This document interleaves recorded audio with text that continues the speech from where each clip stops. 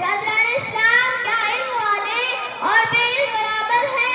नहीं नहीं, हरगिज़ नहीं, इसलिए कि इल्म रोशनी है और जुहल तारीख़ी है। रोशनी और तारीख़ी बराबर नहीं हो सकती, उजाला और अंधेरा बराबर नहीं हो सकता। इल्म वो दौलत है जिसे कोई चुरा नहीं सकता। इल्म वो दौलत है जिसे जितना खर्च किया जाए वो उतना ही बढ़ता है। इल्म वो खजाना है जो कभी गुम नहीं हो सकता। इन तारीख